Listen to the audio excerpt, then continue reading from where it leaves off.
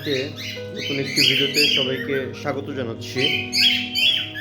গত 3টা ভিডিওতেই কিন্তু আমি আপনাদের সাথে শেয়ার করছি যে আমার এভিয়ারিতে কি পরিমাণ বাজে অবস্থা চলতেছে। আজকেও একই অবস্থা।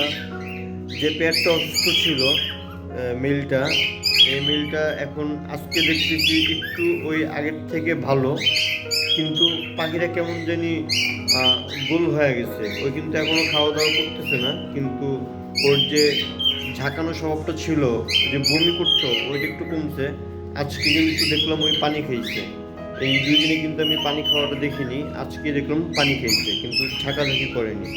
তো যাই হোক, ওকে এখন নতুন করে ট্রিটমেন্ট করতেছি 2+ আর হচ্ছে অ্যামোডিস ভেট, এই 2টা দিয়ে ট্রিটমেন্ট চালাচ্ছি। পাশাপাশি গতকালকে আমরা আরও 3 পেয়ারের সমস্যা পেয়েছি।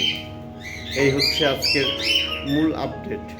এই যে উপরের এই পেয়ারটা, এখানেও বাথরুমের অবস্থা খারাপ। তো গতকালকে থেকে ট্রিটমেন্ট শুরু করছি।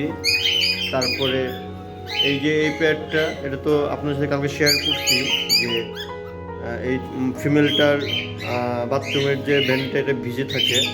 আর এটার পায়খানাটাও একটু খারাপ ছিল, এটা আমি খেয়াল করিনি। তো গতকালকে এটা দেখার পর আমি চেক করে দেখলাম এটা পায়খানাটা তেমন ভালো ছিল না। তো গতকাল এটা ট্রিটমেন্ট শুরু করছি, প্লাস নিচেরটাও। তো এটাও একই অবস্থা, মানে এই 3টা পেয়ারের বাথরুমের অবস্থা একটু খারাপ ছিল। বাথরুমটা একটু মানে কি বলে এটাকে, পানি পানি ছিল। কিন্তু এটা বোঝাই যায় এটা ঠান্ডার থেকে সমস্যাটা হয়েছে। তো এই 2 পেয়ার আর এই যে উপরের যে অ্যালবিনো পেয়ার, এই টোটাল 3টা পেয়ারই কিন্তু একই রকম সমস্যায় ছিল।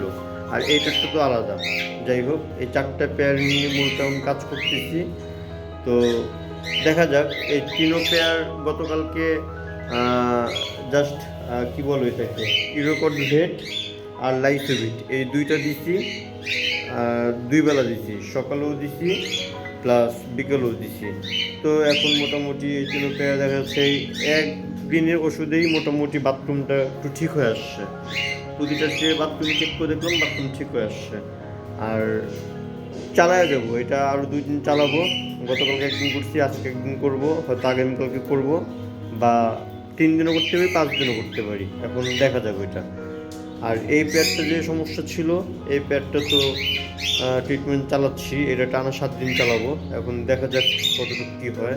তবে ওর বাথরুম কিন্তু, এই আজকে যে বাথরুমগুলো করছে, বাথরুম কিন্তু এখনও ঠিক আগের মতোই, মানে বাথরুমে সেই সবুজ প্লাস সাদা মিক্স করা বাথরুম।